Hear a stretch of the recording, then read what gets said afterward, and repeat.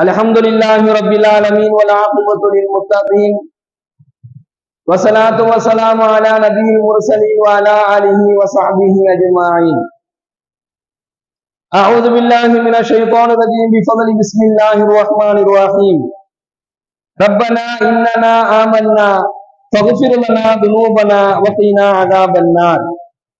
Rabbana innana amanna, எங்கள் இறைவா நாங்கள் உன்னையே ஈமான் கொண்டுள்ளோம். ஃபக்ஃபிர் லனா துனூபனா, எனவே எங்கள் பாவங்களை மன்னிப்பாயாக.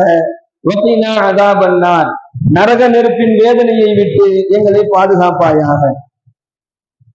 கண்ணியத்திற்குரிய அல்லாஹ்வின் நல்லடியார்களே, சகோதரர்களே, இறை நம்பிக்கையாளர்கள் அல்லாஹ்விடத்திலே இப்படித்தான் துஆ கேட்பாங்க. தன்னுடைய ஈமானை முன்வைத்து யார் அல்லாஹ்விடத்துல துஆ கேட்பாங்க அப்படின்னு சொன்னா, யார் இறை நம்பிக்கையில அல்லாஹ் மீது கொண்டிருக்கக்கூடிய அந்த ஈமான்ல யார் உண்மையா இருக்காங்களோ அவர்கள் இப்படித்தான் துஆ கேட்கணும். இப்படிப்பட்ட ஒரு துஆவை கேட்கக்கூடிய ஒரு நிலையை அல்லாஹ் ஏற்படுத்தி தருவான். ஏன்னா அல்லாஹ்விடத்துல கேட்பதற்கு என்று ஒரு தைரியம் வேணும்.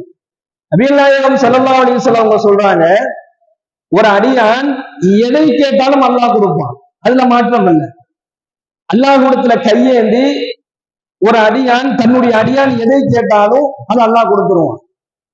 ஆனா கேட்கக்கூடிய அந்த அடியானுக்கு ஒரு நம்பிக்கை இருக்கணும், ஒரு உறுதி இருக்கணும். என்ன நம்பிக்கை, என்ன உறுதின்னு சொன்னா, நான் கேட்டா என்னுடைய ரப்பு எனக்கு கொடுப்பாங்க கூடிய நம்பிக்கை இருக்கணும். ஒண்ணு, கேட்டது கொடுக்கலன்னு சொன்னாலும் அதுக்கு பகரமா அல்லாஹ் ஏதாவது ஒண்ணு தந்துருவான் நமக்கு, அதுல உறுதி இருக்கணும். இந்த ரெண்டு இருந்துச்சுன்னா தான் அந்த துஆ அல்லாஹ்விடத்துல அங்கீகரிக்கப்படும். இந்த ரெண்டுமே ஒரு அடியானுக்கு வர வேண்டும் என்று சொன்னால் தன்னுடைய ஈமான்ல உறுதியாக இருக்க வேண்டும் என்பதாக நபிகள் நாயகம் ஸல்லல்லாஹு அலைஹி வஸல்லம் அவர்கள் சொல்லி காண்பிக்கின்றார்கள். அந்த இறை நம்பிக்கையாளருடைய அடையாளங்கள் எப்படி இருக்கும்னா, அல்லாஹ்வை கொண்டு அவர்கள் ஈமான் கொண்டிருப்பாங்க. அது மட்டும் அல்லாமல் அவருடைய செயல்களும் அவர்களுடைய பேச்சுக்களும் அவர்களுடைய சம்பார்த்தனைகளும் அவர்களுடைய செலவீனங்களும் சுத்தமாக இருக்கும் என்பதாக ஸல்லல்லாஹு அலைஹி வஸல்லம் அவங்க சொல்றாங்க. ஒரு இறை நம்பிக்கையாளருடைய அடையாளம் எப்படி இருக்கும்னா, ஒண்ணு அவருடைய செயல்கள் சுத்தமானதாக இருக்கும், இரண்டாவது அவருடைய பேச்சுக்கள் சுத்தமானதாக இருக்கும், மூணாவது அவர் பொருளாதாரத்தை சேகரிக்கிறாரே சம்பாதிப்பது சுத்தமாக இருக்கும், நாலாவது அவர் செய்யக்கூடிய செலவீனங்களும் சுத்தமானதாக இருக்கும். இது ஒரு இறை நம்பிக்கையாளர் அல்லாஹுவை ஈமான் கொண்டவருடைய ஒரு அடையாளம் என்பதாக நாம் பார்க்கிறோம். அன்னை ஆயிஷா ரலியல்லாஹு தஆலா அன்ஹா அவர்கள் இந்த ஹதீஸை அறிவிக்கின்றாங்க. பெருமானார் ஸல்லல்லாஹு அலைஹி வஸல்லம் அவர்கள் கூறுகின்றார்கள், மா கஸபர் ரஜுலு கஸபன் அத்யப மின் அமலி யதிஹி. ஸல்லல்லாஹு அலைஹி வஸல்லம் அவங்க சொல்றாங்க, ஒரு மனிதர் தன்னுடைய கையால் உழைத்து சம்பாதிப்பதை விட சிறந்ததை சம்பாதித்து விடுவதில்லை என்பதாக நபிகள் நாயகம் ஸல்லல்லாஹு அலைஹி வஸல்லம் அவர்கள் சொல்லி காண்பிக்கின்றார்கள். ஒரு மனிதர் தன்னுடைய கையால சம்பாதிக்கிறார் இல்ல, அதை விட ஒரு சிறந்தது எதுவுமே இல்லை என்பதாக சொல்லி காண்பிக்கின்றார்கள். இந்த சம்பாதத்தை பத்தி இந்த ஹதீஸ்ல பேசுறாங்க. பொதுவாக தன்னுடைய கையால் சம்பாதிப்பதை நபிகள் நாயகம் ஸல்லல்லாஹு அலைஹி வஸல்லம் அவர்கள் விரும்பி இருக்கிறார். தன்னுடைய கையால் தானே உழைத்து தன்னுடைய கையால் சம்பாதிப்பதை ஸல்லல்லாஹு அலைஹி வஸல்லம் விரும்புகிறார். ஃபாத்திமா ரலியல்லாஹு தஆலா அன்ஹா அவர்களுக்கு பயங்கரமான நெருக்கடி ஏற்பட்டுச்சு. குடும்ப சூழல், கடுமையான வறுமை, அந்த நெருக்கடி ஏற்பட்ட நேரத்துல தன்னுடைய தகப்பனாரிடத்துல உதவி கேட்கிறாங்க. யார்கிட்ட?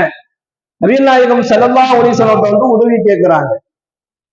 இவங்க நினைச்சிருந்தாங்க அப்படின்னு சொன்னா, அன்னை ஃபாத்திமா ரலியல்லாஹு அன்ஹா அவர்களுக்கு ஏழைகளுக்கு கொடுக்கக்கூடியது, சிரமப்படக்கூடியவர்களுக்கு கொடுக்கக்கூடியதுன்னு சொல்லிட்டு அவங்கள்ட்ட இருக்கு, பைத்துல் மால் இருக்கு, எடுத்து ஏதாவது ஒண்ணு கொடுத்திருக்கலாம் தன்னுடைய மகனுக்கு.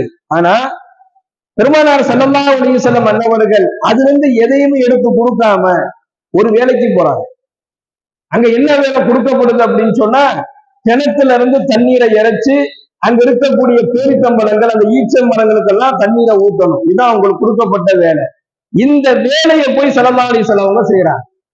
இந்த வேலையை போய் செஞ்சு தன்னுடைய மகனுக்கு அவங்க என்ன செய்யணும், சாப்பிடுவதற்கு அந்த தன்னுடைய மகளுக்கு ஏதாவது கொடுக்கணும். அத தன்னுடைய கையால் அந்த வேலையை செய்ய வேண்டும் என்பதாக நபிகள் நாயகம் ஸல்லல்லாஹு அலைஹி வஸல்லம் அவர்கள் விருப்பப்பட்டார்கள். அது மாதிரி போய் வேலையை செஞ்சாங்க. செஞ்சு தன்னுடைய மகளுக்கு என்ன செஞ்சாங்க, அதுக்கு பகரமான கூலியாக சில பேரித்தம்பழங்களை வாங்கிட்டு வந்து பாத்திமா ரலியல்லாஹு அன்ஹா அவர்களுக்கு கொடுத்தாங்கன்னு சொல்லி அந்த சம்பவத்தினுடைய அந்த நிகழ்வுகளை நாம பார்க்கிறோம். அப்ப கண்ணியமிக்க சகோதரர்களே, தன்னுடைய கையால் சம்பாதிப்பதை நபி அவர்கள் விரும்பினாங்க. அதை வலியுறுத்தி சொல்றாங்க, நீங்க சம்பாதிங்க, அதுதான் சிறந்தது என்பதாக கூறுகின்றார்கள். உழைப்பதையும் அல்லாஹ் விரும்புகின்றான், உழைப்பவனையும் அல்லாஹ் விரும்புகின்றான். அல்லாஹ் யார விரும்புறான்னு சொன்னா, உழைக்கக்கூடியவனை, உழைப்பு அது அல்லாஹ் விரும்புறான், உழைப்பாளியை அல்லாஹ் விரும்புறான்.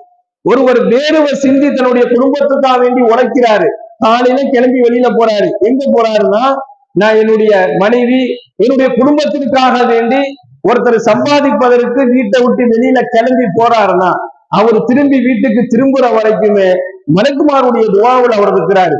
தன்னுடைய குடும்பத்திற்காக வேண்டி சம்பாதிக்கக்கூடிய நோக்கத்தில் ஒருத்தர் வீட்டை விட்டு வெளியில போயிட்டு திரும்பி அவர் இல்லம் திரும்புகின்ற வரையிலும் மலக்குமாருடைய துஆவில் இருக்கிறாரு என்பதாக நாம் ஹதீஸ்களிலே பார்க்கிறோம். மேலும் நபிகள் நாயகம் ஸல்லல்லாஹு அலைஹி வஸல்லம் அவங்க சொல்றாங்க, தன்னுடைய கையால் உழைத்து தான் சம்பாதித்து தான் பொருளாதாரத்தை சேர்த்து வைத்து அதன் மூலமாக அவர் சாப்பிடுவதாக இருக்கட்டும், அதன் மூலமாக அவர் தன்னுடைய செலவினங்கள், குடும்பத்தினுடைய செலவினங்கள் பார்த்துக் கொள்வது ஆக சிறந்தது என்பதாக சொல்றாங்க. உழைப்பது ஒரு இறை நம்பிக்கையாருடைய அடையாளமாக இருக்கு. உழைப்ப ஒருத்தர் விட்டுட்டாருன்னா அது என்ன நிலைமையில கொண்டு போய் விடும்னா, யாசகம் கேட்கிறது, அன்பளிப்பை வாங்குறது, இது என்ன செஞ்சிடும்னா தனக்கு காலம் முழுவதுமே தன்னுடைய தேவைகளை அடுத்தவர்களிடத்திலிருந்து எதிர்பார்க்கக்கூடிய ஒரு நிலை ஏற்பட்டுரும். அதை நபிகள் நாயகம் ஸல்லல்லாஹு அலைஹி வஸல்லம் அவர்கள் முற்றிலும் எடுத்திருக்கிறாங்க.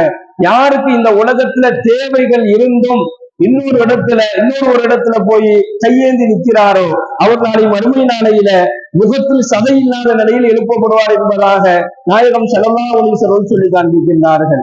ஒண்ணு. இரண்டாவது சொல்றாங்க, ஒமா அன்ஃபகர் ரஜுலு, ஒரு மனிதர் ஒமா அன்ஃபகர் ரஜுலு அலா நஃப்ஸிஹி, ஒருத்தர் சம்பாதிக்கிறார். அந்த சம்பாதிக்கக்கூடிய அந்த பணத்தை தனக்காக வேண்டி எடுத்துக்கிறார். வ அஹ்லிஹி வ வலதிஹி வ காதிமிஹி, ஒண்ணு தனக்காண்டி செலவு பண்ணிக்கிறாரு, இரண்டாவது வ அஹ்லிஹி தன்னுடைய குடும்பத்திற்காக வேண்டி செலவு செய்கிறாரு, மூணாவது வ வலதிஹி தன்னுடைய பிள்ளைகளுக்காக வேண்டி செலவு செய்கிறாரு, நான்காவது வ காதிமிஹி தன்னுடைய பணியாட்களுக்காக வேண்டி செலவு செய்கிறார். தான் சம்பாதித்த தன்னுடைய பொருளாதாரத்துல தனக்கு செலவு செஞ்சு தன் குடும்பம், தன் பிள்ளைகள், தன்னுடைய பணியாட்கள், அவர்கிட்ட வேலை செய்யக்கூடிய ஊழியர்களுக்கு, இவங்களுக்கெல்லாம் அவர் செலவு செய்கிறாரு. இவரை பற்றி நாயகம் ஸல்லல்லாஹு அலைஹி வஸல்லம் அன்னவர்கள் ஃபஹுவ ஸதகத்துன், அவர் செய்யக்கூடிய ஒவ்வொரு செலவீனங்களும் தர்மமாகும் என்பதாக நபிகள் நாயகம் ஸல்லல்லாஹு அலைஹி வஸல்லம் கூறிய இந்த ஹதீஸை ஹஜ்ரத் அபூ ஹுரைரா ரலியல்லாஹு அவர்கள் அறிவிக்கின்றார்கள். அப்ப நாம நம்முடைய கையில சம்பாதிச்சு நமக்காக வேண்டி செலவு செய்யக்கூடிய செலவீனங்களையும் என்ன செய்யலாம், அல்லாஹ் அதை தர்மமாக அல்லாஹ் ஏற்றுக்கொள்கின்றான்.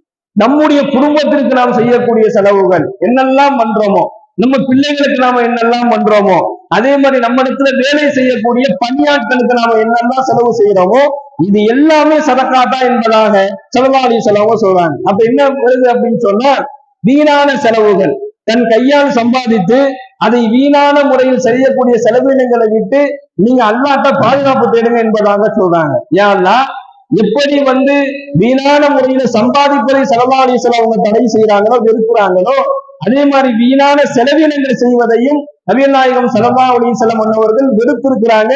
அதுல இருந்து பாதுகாப்பு தேட சொல்றாங்க. நாம் சம்பாதிக்கக்கூடிய பொருளாதாரத்தை வீணான செலவுகள், வீணற்ற செலவுகள், இன்னும் சொல்ல போனா ஹராமான முறையில் ஆகக்கூடிய செலவினங்களை விட்டு அல்லாஹ்விடத்துல பாதுகாப்பு தேட வேண்டும் என்பதை பெருமானார் ஸல்லல்லாஹு அலைஹி வஸல்லம் சொல்லி காண்பிக்கின்றார்கள். இந்த ஹதீஸ் புகாரி முஸ்லிம்ல இடம்பெறுது. இவர் இறை நம்பிக்கையாளர், தான் கையில சம்பாதிச்சு தன்னுடைய செலவினங்கள், தன்னுடைய குடும்பம், தன்னுடைய பிள்ளைகள், தன்னுடைய ஊழியர்களுக்கெல்லாம் கண்ணியமான முறையில வீணற்ற செலவுகள் செய்யாமல் தேவையான செலவுகளை செய்யக்கூடியவர் இறை நம்பிக்கையாளருடைய அடையாளத்துல வந்துடுறாரு. இவருடைய பாவங்களை அல்லாஹ் மன்னிக்கிறான் என்பதாக நபிகள் நாயகம் ஸல்லல்லாஹு அலைஹி வஸல்லம் அவர்கள் சொல்லி காண்பிக்கின்றார்கள். எனவே கண்ணியமிக்க அல்லாஹ்வின் நல்லடியார்களே, எல்லாம் வல்ல இறைவனை நாம் கொண்டிருக்கக்கூடிய அந்த ஈமானின் அல்லாஹ் நமக்கு உறுதியாக்குவானாக. முழு இறை நம்பிக்கையாளராக வாழ்ந்து மரணிக்கக்கூடிய நல்ல நசீபை நமக்கு வழங்குவானாக. வாஹிதாவானா அல்ஹம்துலில்லாஹி ரப்பில் ஆலமீன். அஸ்ஸலாமு அலைக்கும் வரஹ்மத்துல்லாஹி வபரகாத்துஹு. சுப்ஹானல்லாஹி வபிஹம்திஹி சுப்ஹானக்கல்லாஹும்ம வபிஹம்திக வனஷ்ஹது அல்லா இலாஹா இல்லா அன்த நஸ்தக்ஃபிருக வனதூபு இலைக். சுப்ஹான ரப்பிக ரப்பில் இஸ்ஸத்தி அம்மா யசிஃபூன் வஸலாமுன் அலல் முர்ஸலீன் வல்ஹம்துலில்லாஹி ரப்பில் ஆலமீன்.